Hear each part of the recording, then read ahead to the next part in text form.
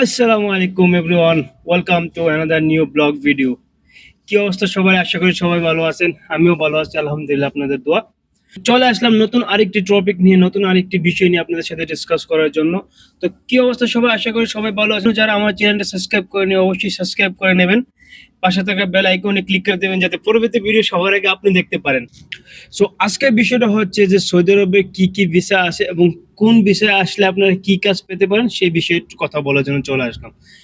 তো বন্ধুগণ, আমি আপনাদেরকে বরাবরই সবসময় ভালো কিছু গাইডলাইন দিয়ে থাকি সৌদি আরবের চলাফেরার ক্ষেত্রে, এবং সৌদি আরবের বিষয়বস্তু আপনাদের মাঝে তুলে ধরার চেষ্টা করি। তো আমার ভিডিওটা আসলে আপনাদের কেমন লাগে বা কতটা যুক্তিসঙ্গত এবং সবকিছু আপনাদের কমেন্টের আশা করি। আপনারা ভালোটা ভালো বলবেন, মন্দ হলেও মন্দ বলবেন, যাতে আমি পরবর্তী ভিডিওতে সেইগুলো রিকভার করতে পারি, সেই আশা আপনাদের কাছে অবশ্যই রাখি। তো চলুন শুরু করি মূল ভিডিও। প্রথমত সৌদি আরবে 4 ধরনের ভিসা আছে। এক, নাম্বার 1 হচ্ছে আমেলাদি, এন্ড নাম্বার 2 হচ্ছে হাউস ড্রাইভার, যেটাকে হাউস ড্রাইভার বা সাওয়াক খাস বলে, যেটাকে সাওয়াক খাস। আর নাম্বার 3 সেটা হচ্ছে আমেল মঞ্জিল, এবং নাম্বার 4 সেটা বিভিন্ন কোম্পানির উপরে আন্ডারও হইতে পারে।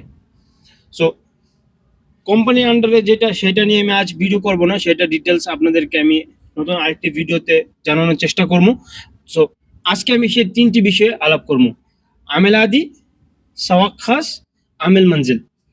এই 3টা বিষয়ের ভিসার মধ্যে কি কি পার্থক্য এবং কি কি সুযোগ সুবিধা আছে সেই বিষয়ে আপনাদের সাথে আলাপ করার চেষ্টা করবো। আমেল মঞ্জিল দিয়ে শুরু করতে চাই। আমেল মঞ্জিল বিষয়টা কি?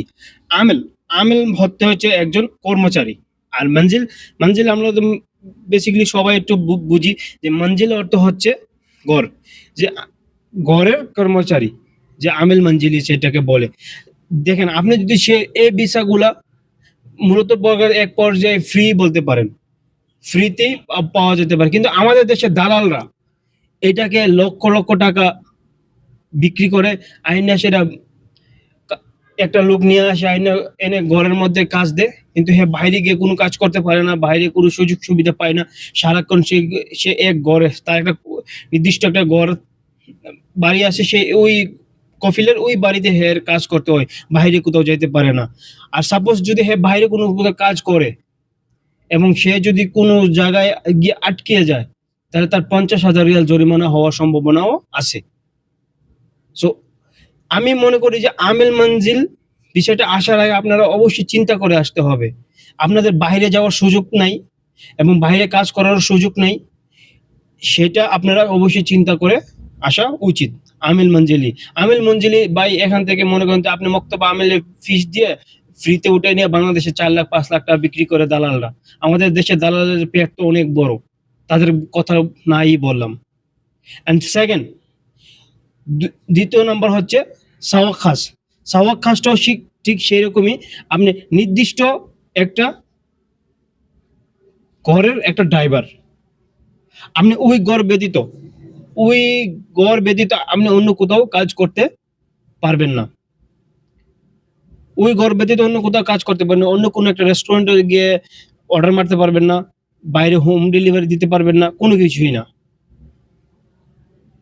সে আপনি যে নির্দিষ্ট অ্যামাউন্টে বেতনে আসবেন বা কফিলের সাথে যে আপনার যে কন্ট্যাক্ট হবে, ওই কন্ট্যাক্টে আপনাকে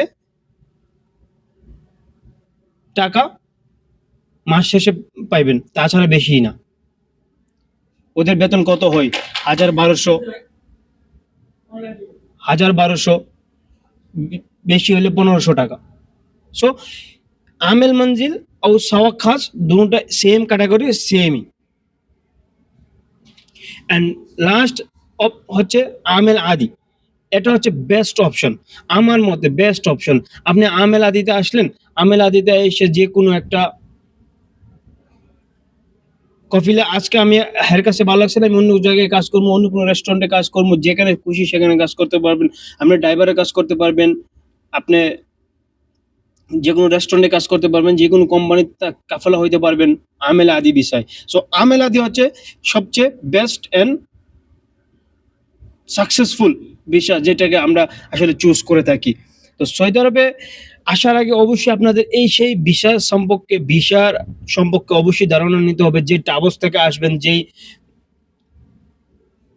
এজেন্সি থেকে আসবেন, যে দালালের মাধ্যমে বা এই দেশের যে লোকের মাধ্যমে দিয়ে আসবেন, তার সাথে তো অবশ্যই কন্ট্যাক্ট করে নেবেন এবং তার কাছ থেকে অবশ্যই জানার চেষ্টা করবেন যে আসলে ভিসাটা কোনটা, আপনি ভিসার কোন ক্যাটাগরিতে আসতেছেন। বাংলাদেশের দালালের ভাই বিশ্বাস নাই, হেরা আপনাদেরকে বুলায় টুলায় মনে করেন যে আমেল মঞ্জিলে নিয়ে আইসা করবে যে আমেল আদি। অবশ্যই আপনারা ভিসা পাওয়ার সাথে সাথে দেশে আসার আগে ভিসা পাওয়ার সাথে সাথে সেটাকে ওকালা করে এবং যাচাই বাছাই করে ভিসার নাম কারণ সবকিছু যাচাই বাছাই করে আসার চেষ্টা করবেন। বাংলাদেশের দালালের কোনো ভরসা নাই ভাই।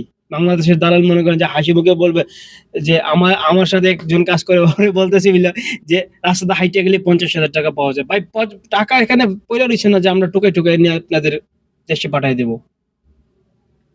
একবার বিদেশে আসলে তারপর বুঝতে পারবেন প্রবাস জিনিসটা কত কষ্ট। যারা প্রবাস করে প্রবাসীদের কষ্টটা তারা নিজেরাই বুঝতে পারে। একজন প্রবাসী আরেকজন কষ্ট বুঝতে পারে। আপনি দেশে থেকে সেটা বুঝতে পারবেন না ভাই। সো আসার আগে সব অবশ্যই আপনাকে সেই বিষয়ে ধারণা জ্ঞান ওইগুলা নিয়ে আপনাকে আসা উচিত আমি মনে করি। সো আমেল আদি আমার কাছে মনে হয়েছে যে আমেল আদি বিষয়টা সবচেয়ে বেস্ট অপশন। আপনারা আমেল আদি আসুন, আইসা আজকে এখানে ভালো লাগছে না সমস্যা নেই, আপনি আরেক জায়গায় ট্রান্সফার হইতে পারবেন, কিন্তু আমেল মঞ্জিলে হইতে পারবেন না, সাওয়াক কাছে হইতে পারবেন না। সো আজকের ভিডিওটা আমার কাছে আপনাদের কাছে কতটা যুক্তিসম্মত এবং কতটা উপকারী অবশ্যই কমেন্ট করে যাবেন প্রিয় বন্ধুগণ। সো পরবর্তী ভিডিওর জন্য সবাই ভালো থাকুন, সুস্থ থাকুন, সেই দোয়া এবং ভালোবাসা রেখে আবার বিদায়। আসসালামু আলাইকুম everyone, see you again, take care.